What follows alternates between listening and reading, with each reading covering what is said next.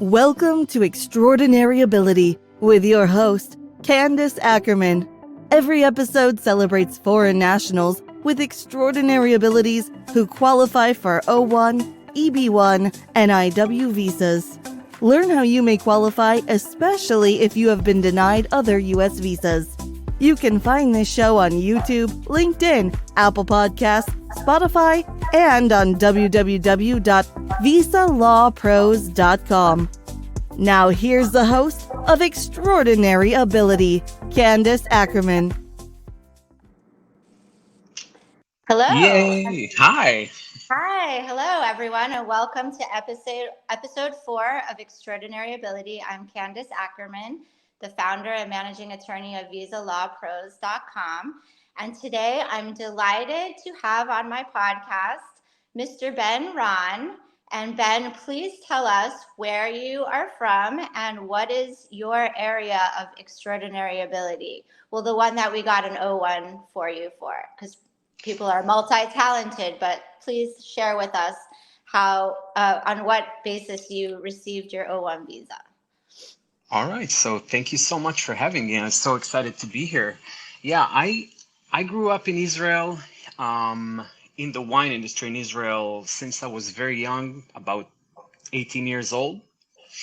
I was starting my way working as a winemaker assistant in one of the wineries in the Golan Heights, which was an incredible educational time for me. I was working in the winery itself, being responsible for monitoring fermentation tanks and, just taking part in every action that occurs during the harvest. And that kind of gave me a lot of knowledge and confidence that really helped me down the road. When I moved to Tel Aviv, when I was about 20. And I was eager to, climb my way in the wine and food industry, the hospitality industry in Tel Aviv. I had my first gig as a bartender in a wine bar in South Tel Aviv, which was a great place. It was very hipstery and cool. A lot of wine by the glass. It was a great time. I was able to talk and drink wine every day and taste new things. Starting to climb my way up in 2010, I was getting my first serious role in the wine industry. I was hired as the wine director of Mesa Chef restaurant. Was at the time was one of the biggest wine departments in a restaurant in Israel. And going from there, eventually I opened my own place alongside very talented people from the industry. I was very lucky to work with really the best. Till eventually I got the opportunity to work in America with a company called The River Wine, that's specializing in importing and distributing kosher wines from around the world. And that's in a nutshell my story. Very good. I was not aware that hipstery was an adjective, but thank you for introducing yourself to that. I feel like hipstery and a young going the same vibe these days, especially when it's talking about wine, something that kind of keep an open mind. If anyone's going to coin hipstery as an adjective, it would be someone from Israel. So thank you for enlightening Facebook land and YouTube about the fact that most people in Israel are hipstery. And Absolutely. I also wanted to clarify, we listed on your O1 petition that you're a wine expert, but I often would, in speaking in broad brushstrokes about your case to other people without mentioning names, say you're a sommelier. And a sommelier, can you elaborate for the viewers is there a difference between being a wine expert or a sommelier? Does a sommelier just taste wine, or what does a sommelier actually do? Yeah, that's a great question. So sommelier is a French word, and just like you have a job in the museum, I'm forgetting the term, but whoever's in charge of the buying and the presentation of artwork in a museum, it's very equivalent to what a sommelier is doing in a restaurant. So the sommelier is an individual who managing the back office, all the purchasing, storing, inventory, management, pricing, everything you can think of in the back office of a restaurant. And in the front, he is responsible for the hospitality and the wine service in the restaurant. And that include of staff training, working shifts, meaning being on the floor and going to tables to offer wine and to serve wine. So it's kind of a big role to have a sommelier in a restaurant. A lot of restaurants don't have it if they don't have a big enough of a wine program. So were we correct that we called you a wine expert in lieu of sommelier, or did some of your functions for your gigs in Israel include also being a sommelier, or does wine expert Well, subsume sommelier duties as well? Just to be clear. you don't have to be a sommelier to be a wine expert, Okay. and probably vice versa. I would say wine expert is a better term. I had a lot of experience being a sommelier or a wine director, someone who worked at uh, providing service on the floor in the hospitality business, right? But I would say that my main forte is just wine knowledge. Um, yeah, definitely. Okay, great. Okay, so one question that I also like to ask some of the clients that come on the show is, if you recall, share with the viewers what your experience was like working with my firm. What concerns did you have going in about the whole process? And, if you recall, what were your interactions like in dealing with Visa Law Pros to secure your O1? Tell us from your perspective, what your experience was like. Yeah, I can't talk enough about that because no, seriously, I when I was presented the opportunity meeting Ami Nahari from the River Wine and exploring the opportunity to move to America, we immediately discussed the necessity of having the best immigration attorney possible because of the challenges facing someone who wants to move to America with a work permit. I can say straight off the bat, and maybe I'm not objective, but I am so lucky and fortunate to have you as my attorney because um, just from doing the research, talking to people that had to go through that process, which is a very long um, and painful process, as I'm sure you know. Many people did not have the best attorney, and many people didn't have the best route, and a lot of people wasted a lot of money and time trying to get some sort of a working visa, not necessarily an O1, but anything that will allow them to grow and develop in the United States. So for me, I felt so fortunate straight from the get-go when Ami introduced me to you. I felt immediately I'm in good hands. And I would say to whoever thinking about going down that route, that definitely put in your high priority to find the right immigration attorney. I would say it's you. Thank you. Um, Thank you. yeah, yeah, absolutely.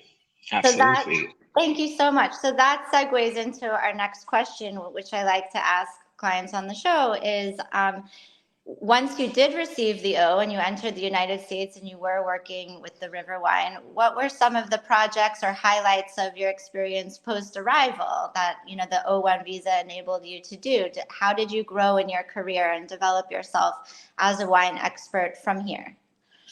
Yeah, so moving to New York, to a market like New York, where there's very little knowledge about Israeli wines or the Israeli wine industry in general. I had to work my way from the bottom, and really, I was pounding the pavement every day, canvassing the city, doing the proper research about wine stores and restaurants and any business that serves wine on and off premise. um, I would say the first couple of years were really tough in that perspective of a new beginning. You need to really build yourself from scratch, regardless to how many credentials you're bringing in with you from the country you came from. But I was highly motivated, also knowing that my status is being taken care of. And I know, and again, this is just a point to make on your last question. When you know, or when you feel that you're in good hands, it just, it makes all the difference in allowing you to focus on your mission and the reason you move. So as I was saying, the first 2 years were really challenging in that way of establishing ground to stand on and to feel more comfortable in my own skin. I was slowly and surely, with the support of great people, Ami and Larissa Nahari, the owners of the River Wine, I was able to open more and more accounts and creating more and more business relationships in New York, climbing my way up until I finally was approached by a few more companies to give consultant, to use as a sales rep. Um, and yeah, knock on wood, I'm growing ever since. Amazing. Mhm. So that is a helpful segue to the next question, which in advance of our episode today, I did post on my wall to have the viewers stay tuned for this episode. And I was pleasantly surprised to see that a few of my Facebook friends wrote in with questions. All So I right. do want to take some questions now from the viewers and see if you can I'm answer them. happy, very happy to. One was, there were two good questions. One was, among the Israeli wines that are now available in the United States, which among these would you highly recommend as a wine expert? Ooh, that's a tough one because there's so many. I will start by saying that the like Israeli wine in general is still a very young industry. It's a young country, but the wine industry in Israel is no doubt moving one way, and it's up. The wines are getting better and better and more consistent with quality over time. So it's really hard, almost impossible to recommend one. I'm happy to share some of my favorite wineries from different regions in Israel. I'll start with North.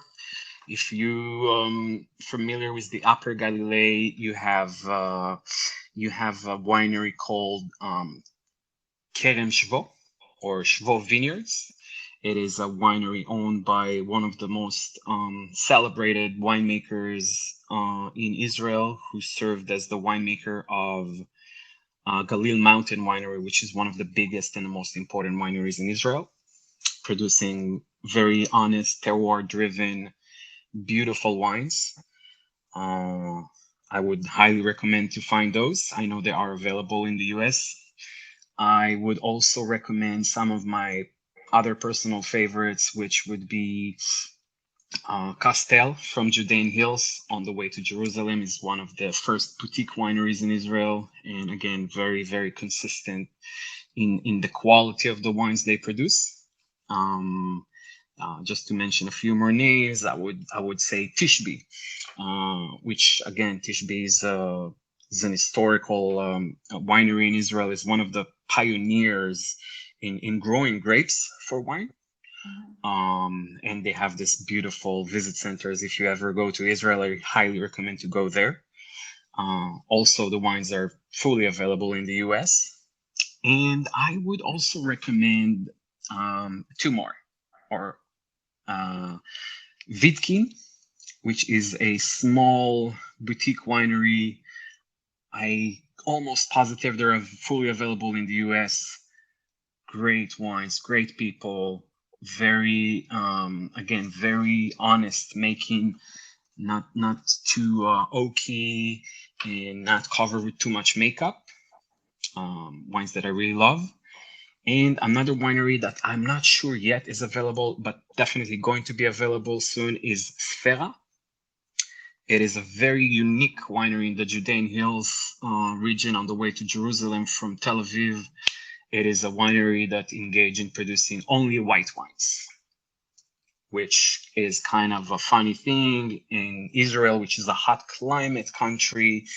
Um, you think more about red wines, big red wines, but no, they are specializing in producing white, elegant wines, pure as snow and delicious. Um, and I would say outside of the name that I was mentioning, I would totally give a chance to any Israeli wine you see on the shelf because the wines are only getting better and better. Amazing. A second Hmm. viewer question, which is not as exciting as the first, and maybe we just answer it quickly because I Yeah, have another question I want to sure, ask, which is sure. they asked if you could recommend a wine refrigerator or a mini fridge or That's a something. great Does question it because if matter how you refrigerate wine? absolutely, absolutely, Okay. absolutely, wine is a very sensitive creature. I would say it's need to be in a specific temperature in order to be preserved and not only preserved, but making sure it's not getting not boiled or oxidized. So it's very important once one decided he wants to invest his resources in buying a wine cooler or a wine cellar, it's definitely important to choose the right one. So I would recommend two ways to go. One is to go to Wayfair. Wayfair is a platform for not only wine coolers but equipment and whatnot. Um, and they have great deals for a variety of wine coolers, from the smallest one, from like a 12 bottle cooler to 200. Um, it is a platform that I've been using a lot during the last years, and I highly recommend it. And another company that is kind of a higher tier if you decided to put all your resources in storing wine, there's a company called Euro Cave, and they consider to be arguably the best company in the world for wine storage. Okay, great. So that actually turned out to be a good question. Yeah. My next question is, please share with the audience how it Hmm. came to be through your wine expertise that both of us had a run in with a popular reality show, Oh boy, that story. reality Yes. So TV show. yeah, I'm happy to share that story. Somewhere in 2019, I was involved in a wine project that was partly owned by individual who was in a relationship at the time with a Brazilian national, and I just remember by working alongside of him, he was looking for help with getting his fiance to America. And obviously, Candice, you were the first name came up to my head, and I came to my back then colleague saying, "Hey, you really need to talk to her because she will know the route." I just remember that as the point of us knowing everyone.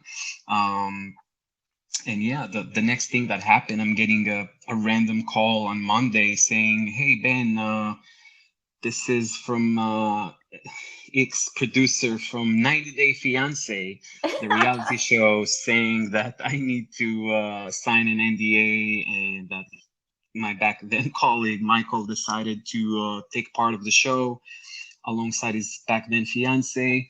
And that was the funniest times. It was very out of the blue, but a very cool experience. So now's my opportunity to thank you because I actually did not represent Michael in the fiance case, but I did Hmm. have a cameo on the show because Yes, of you the did. case, the work that I did for you and that relationship that was built through you. So, yes, I did have phone calls with Michael, which we sort of reproduced on the show, the basis of the discussions relating to that case. But I was not his lawyer for that case, but I did have a cameo just to offer my thoughts and guidance on where he was in the process. And it was a lot of fun. They taped it in my office. And I was really hoping it would spin off into my own show, but that never happened. Just for I full was actually disclosure, convinced. I was convinced they were going to spin it off into my own show, but oh, you, alas, you you definitely deserve your own show. I can see that happening. that did not happen. But share with the viewers and us, let's just get back to you since you're the star of this episode. Share with us and the viewers about projects that you've gone on to do in the States, or are you, what things are you working on now? Are you segueing in your career? Have you raised your game even further, or now that you're more established and happy and building all the kinds of relationships, where are you now with your wine expertise? Thank you for handing me the most softest ball ever. I am very excited to share with everyone that starting tomorrow officially, I have a new job. I'm going to be full-time sales manager for the US market with a company called Chunk Foods. It is a biotech company that engage in manufacturing and distributing plant-based premium cuts. We're talking about the best steaks ever known to man, made from plants. Very, very exciting stuff. So the company is based in Tel Aviv.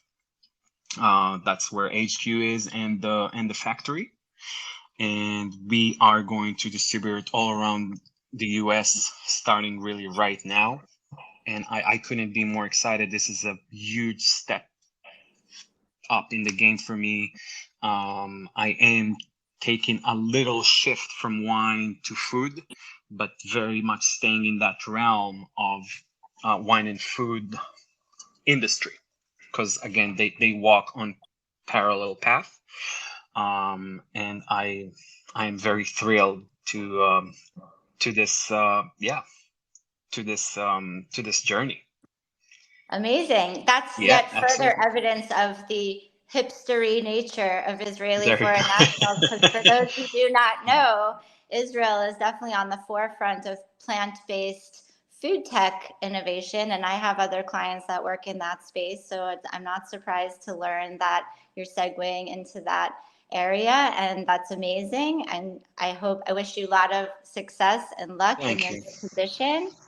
And I guess that will just give me the opportunity to close out this episode of the podcast, and to thank you so very much for your time, for answering all of the viewer questions and my questions, and being willing to be a guest star on episode 4. There's 8 more to come, and hopefully we'll continue this fun project. So feel free to visit the YouTube channel once I post that and see who came before you, who's visiting the channel after you. And just wishing you all the very best in your new position and your stay in the U.S. We hope to keep you here as long as we can. But I know that you can have 2 homes. So if you're a resident, which you are now, I'll share that you can sort of have a home in more than one place. So hopefully this will always be one of your homes, and you'll keep us updated on all of your progress. And just a lot of hatzlacha rabah to you. And thank you for being here.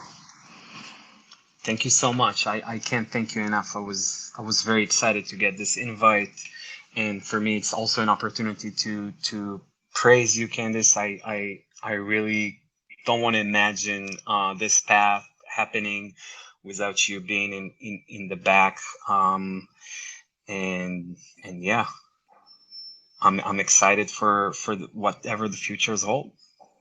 Likewise. Thank you so much. And see everyone in the next episode. Thank you.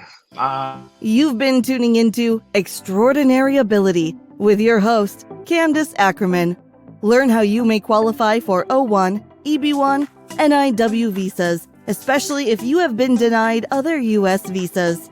Please visit www.visalawpros.com to contact us and for other episodes. Thank you for your positive feedback, comments, questions, and for sharing this show with others.